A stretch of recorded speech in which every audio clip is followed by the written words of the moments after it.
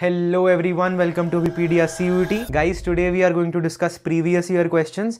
And guys, since you have only 2 months left for the exam, these are extremely important.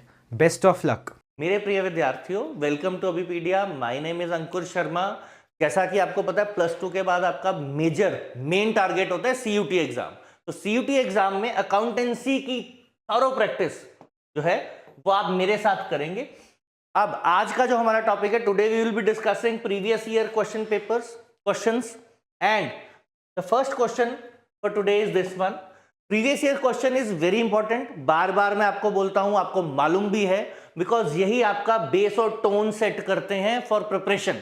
Issue decode them right कि कहां से आया है, कहां से कौन सा क्वेश्चन आया है, कौन सा टॉपिक ज्यादा इंपॉर्टेंट है, कौन सा टॉपिक कम इंपॉर्टेंट है। तो आपने जो है अपनी जो प्रिपरेशन है बिल्कुल सही ट्रैक पे कर ली है। तो इट इज वेरी इंपॉर्टेंट। चलो पहला क्वेश्चन देखते हैं। आज का है, C limited made profit rupees of 30,000 after charging depreciation of 2,000 on assets. Transfer of general reserve इतना किया है। रिटर्न ऑफ गुडविल जो है 700 रुपीज है। Profit on sale of asset 300 rupees है। इंक्रीज इन डेटर्स 300 है। इंक्रीज इन क्रेडिटर 600 है। Increase in prepaid expense 20 है। डिक्रीज इन आउटस्टैंडिंग एक्सपेंस 200 है। What will be the cash from operating activity. अब operating activity का format बनाने की जरूरत नहीं है, आपको बस ये याद रखना है कि कौन सी चीज ऐड होती है, कौन सी चीज लेस होती है। 10,000 प्रॉफिट है, इसके अंदर कौन सी चीजें जो है ऐड होंगी और कौन सी चीजें जो है माइनस होंगी।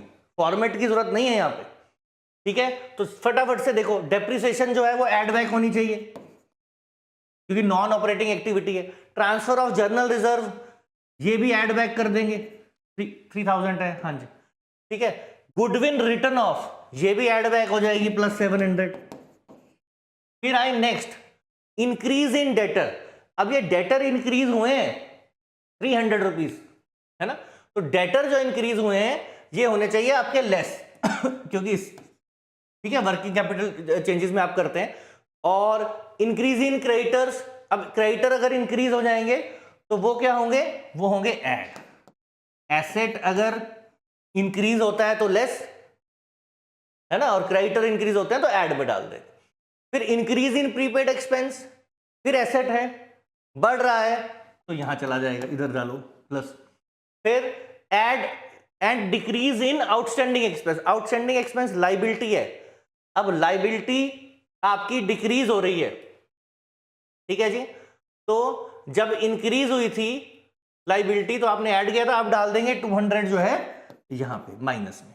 अब करना क्या है, 10,000 में ये सारा ऐड करना है, ये सारा लेस करना है। फटाफट से करके बताओ इनमें से कौन सा आंसर आता है, फटाफट से बताओ, ठीक है। तो जो आपका आंसर रहेगा वो आना चाहिए 15,480, ठीक है, ऐसे। तो ये सारे ऐड, ये सारे लेस, फॉर्मेट के चक्कर में मत पड़ना, ऐसे ही कर देना, ठीक है। कैश फ्लो के काफी क्वेश्चंस आते हैं और इन्वेस्टिंग के काफी क्वेश्चंस आते हैं, ज्यादा फॉर्मेट पे जाओगे तो फिर कंफ्यूजन रहेगी, तो बेटर है इनको ऐसे कर लेना। अब देखो नेक्स्ट, ऐसे इस तरह के क्वेश्चन बहुत आए हैं। मैच द फॉलोइंग हो गया, सीक्वेंस बनाने वाला काफी बार आए, तो इनकी प्रैक्टिस आपने करनी है, काफी करनी है। तो match list A with list B. तो अब सबसे पहले आया इंटरेस्ट चार्जेस, फिर आया सेल ऑफ सर्विस, फिर आया सैलरी, फिर आया डिविडेंड इनकम। अब इंटरेस्ट चार्जेस, इनमें से ऑप्शन देखते हैं, एम्प्लॉय बेनिफिट एक्सपेंस है नहीं, अदर इनकम है नहीं, रेवेन्यू फ्रॉम ऑपरेशन है नहीं, फाइनेंशियल कॉस्ट है यस, यहां डाल देते हैं 4। सेल ऑफ सर्विस, सर्विस बेचो, गुड बेचो, रेवेन्यू है तो यहां था ऑप्शन रेवेन्यू फॉर ऑपरेशन, हमने पढ़ा था 3rd। सैलरी एम्प्लॉय को देते हैं, एम्प्लॉय के बेनिफिट के लिए दी जाती है, तो ये एम्प्लॉय बेनिफिट एक्सपेंस है, तो ज्यादा कोई मुश्किल है ही नहीं। डिविडेंड जो है वो इनकम है, ऑब्वियसली अदर इनकम है ना। It is not revenue from operations but it is other income, income तो है, तो सेकंड। अब इसके हिसाब से क्या बन रहा है, देखो नीचे जरा बताओ मुझे कौन सा ऑप्शन बन रहा है इसके हिसाब से, वो बताओ क्या ऑप्शन बनेगा। A4 ये दोनों में से कोई बनेगा। A4 B में 3, तो फर्स्ट ऑप्शन बनना चाहिए इसका, फर्स्ट ही बनेगा, करो जरा चेक, है ना। तो फर्स्ट बनेगा। पहले अपना सीक्वेंस बना लेना ऐसे क्वेश्चन में, फिर नीचे से मैच करना है, वरना कंफ्यूज रहोगे। और अगर कोई शोर शॉर्ट हो तो एक बार देख लिया करो, जैसे हमें शोर शॉर्ट है, अगर उसका शोर शॉर्ट का एक ही ऑप्शन है नीचे तो फिर हमें ज्यादा चेक करने की जरूरत नहीं है, फिर वही होगा सीक्वेंस। जैसे यहाँ पे देखो, अगर इसका बात करें तो A4 2 आ गए, तो ये तो सीधे इलेमिनेट हो गए आपके, है ना। तो इन दोनों में ही कंसेंट्रेट करना था। ऐसे ही अगर बाकी A4 अगर एक ही होता तो हम एक ही टिक कर देते, सीधा टिक कर सकते, वहां टाइम बचाने के लिए। अभी तो मैंने आपको पूरा एक्सप्लेन कर दिया, ठीक है। तो नेक्स्ट पे चले जाएं। Select the sub head under which loose tools will appear in balance sheet of a company. Current asset में आएंगे, ट्रेड रिसीवेबल में आएंगे, इन्वेंट्रीज में आएंगे, अदर करंट एसेट्स में आएंगे। किस में आएंगे? तो current assets, other current assets, inventory, trade receivables, इनमें से बहुत इजी क्वेश्चन है किसके अंदर आते हैं ये। तो आपको ये ध्यान रखना है, जो लूज टूल्स होते हैं, जो लूज टूल होते हैं, नॉर्मली जब आप करते हो प्लस वन में तो उसमें कोई शेड्यूलिंग नहीं होती, लेकिन अब आप जो करोगे शेड्यूल के हिसाब से आंसर दोगे, तो वो इन्वेंट्रीज का पार्ट माने जाते हैं, ठीक है। तो लूज टूल्स जो है इन्वेंट्रीज का पार्ट माने जाते हैं, आपने ये ध्यान रखना है, ठीक है, याद रखेंगे ये चीज। तो loose tools are classified under inventories, ठीक है, सब हेड होता है ये। नॉर्मली करंट एसेट मानते हैं, लेकिन करंट एसेट में वो इन्वेंट्रीज के अंदर आते हैं, तो सब हेड जो है उसका इन्वेंट्री रहेगा हमेशा, ये ध्यान रखना है। अब next, amount received from sale of furniture 7,000 sorry, book value 10,000, the amount shown in receipt and payment account will be, ये तो हमें दिख रहा है 7,000 आया, 10,000 का था, 3,000 का क्या हो रहा है, नुकसान। लेकिन नुकसान के बारे में क्वेश्चन नहीं पूछा है आपसे, ये नहीं पूछा कि नुकसान कितना हुआ है, फायदा कितना हुआ है, क्या पूछा है आपसे? पूछा है कि रिसिप्ट एंड पेमेंट अकाउंट में क्या दिखाएंगे। भी रिसिप्ट एंड पेमेंट अकाउंट क्या होता है? जस्ट लाइक कैश बुक होता है, नॉट फॉर प्रॉफिट ऑर्गेनाइजेशन के लिए ये बनता है। और क्या होता है? जस्ट लाइक कैश बुक होता है, कैश बुक में रिसिप्ट और पेमेंट होता है, इसमें भी सेम चीज होती है। तो रिसिप्ट है, क्लियरली दिख रहा है कितने की रिसिप्ट है, 7,000 की रिसिप्ट है, जितने का फर्नीचर, इसमें तो कंफ्यूजन वाली कोई बात नहीं है। हाँ, प्रॉफिट या लॉस पूछा होता तो अलग बात थी, फिर उस हिसाब से आंसर देते, बट यहां तो ये पूछा है रिसिप्ट कितनी है, तो रिसिप्ट भैया कितने की रिसिप्ट है, 7,000 की आपकी जो है वो रिसिप्ट है, ठीक है। तो आप ये ऑप्शन जो है वो सेकंड आपका टिक कर देंगे। अब चले अगले क्वेश्चन पे। अगला क्वेश्चन कहता है, क्या कहता है अगला क्वेश्चन? अगला क्वेश्चन है identify the ratio which is not computed for evaluating solvency of business। Ratio से क्वेश्चन आया है ये, है ना। पिछले वाला नॉट फॉर प्रॉफिट ऑर्गेनाइजेशन से था, उससे पहले वाला जर्नल क्वेश्चन था बेसिक अकाउंटेंसी का, कि कौन सी चीज कहां होनी चाहिए। अब यहां पे आए debt equity ratio, proprietary ratio, operating ratio, interest coverage ratio, इनमें से कौन सा रेशो जो है वो सॉल्वेंसी के लिए बिजनेस की यूज नहीं होता है, ये बताना है। कौन सा है आपको ये बताना है। तो ये जो है आपका बनेगा कौन सा, which one, this one, operating ratio. ये प्रॉफिटेबिलिटी बताएगा ऑपरेटिंग रेशो, ठीक है, सॉल्वेंसी नहीं बताता है, कितना प्रॉफिट है वो बताएगा ऑपरेटिंग रेशो ना। प्रॉफिटेबिलिटी रेशो उसका पार्ट होता है, सॉल्वेंसी का नहीं होता। अब आए नेक्स्ट क्वेश्चन पे। From the following identify the items which are payable to retiring partners if mentioned in deed. Deed में मेंशन्ड हो तो रिटायरिंग पार्टनर को हम इनमें से क्या दे सकते हैं? क्रेडिट बैलेंस ऑफ हिज और हर कैपिटल और current account, share of goodwill, goodwill of the firm, share in revaluation, gain और loss, share in accumulated profits. इनमें से क्या जो पेमेंट है हम उसको देंगे? तो ये तो देंगे ही देंगे, उसका कैपिटल अकाउंट का बैलेंस है, उसका हिस्सा भी हमें गुडविल में देना पड़ेगा, यानी कि ए हो गया, ए के साथ बी भी होगा।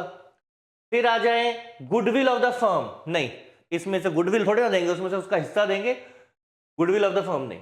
अब रिवैल्यूएशन, शेयर इन रिवैल्यूएशन, ये भी देना पड़ेगा, यानी कि डी।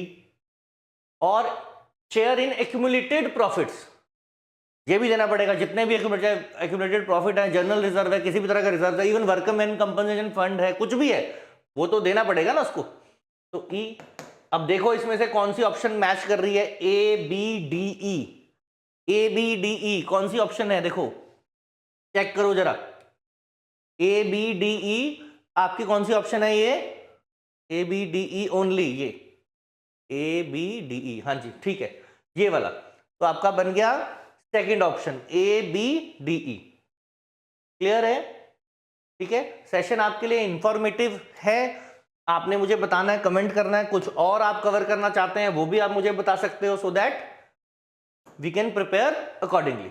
अब हमारा next question say Tina and Meena are partners in a firm sharing profit as 3:2. They decided to dissolve their firm on 31st March 2017 when their balance sheet was as follows. Balance sheet दे रखी है, question दे रखा। अब ऐसे question आए हुए हैं कि एक क्वेश्चन के बेस पे क्वेश्चन एक बड़ा, उसके बेस पे 3-4 क्वेश्चन है। अब मेरे पास ये क्वेश्चन है, ये क्वेश्चन है आगे, मतलब सॉरी, ये आपका बेस है, इसके बाद क्वेश्चन आगे है।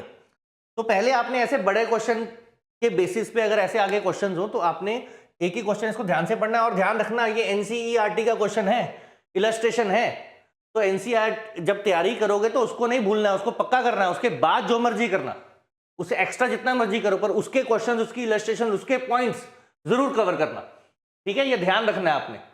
तो बैलेंस शीट है दी हुई, मशीनरी के बारे में पॉइंट दिया, machinery were given to the creditors in full settlement of their account and stock were to be given to bill payable in full settlement interest. अब बहुत बड़ा क्वेश्चन है, तो हम इसको पूरे क्वेश्चन को पढ़ने की बजाय ना पहले आगे क्वेश्चन क्या पूछा है वो पूछेंगे, वो देखेंगे, सॉरी, है ना। When a creditor accepts a asset whose value is more than the amount due to him, he will dash the excess amount with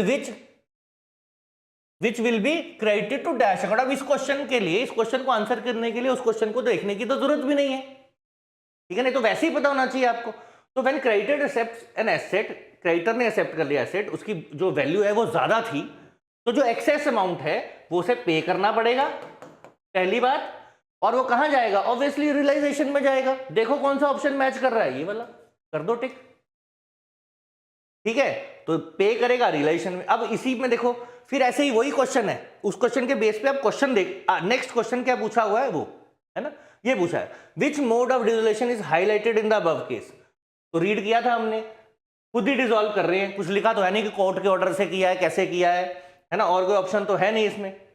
तो इजी क्वेश्चन, मतलब ऐसा नहीं पूरा क्वेश्चन पहले पढ़ने बैठ जाओ, क्वेश्चन जो नीचे दिया हुआ है उसको पढ़ के फिर यहां पे आना है आपने, यहां से देखनी चीजें, ऐसे बाकी सारी चीजें तो पढ़ने की जरूरत नहीं है, टाइम वेस्ट होगा हमारा।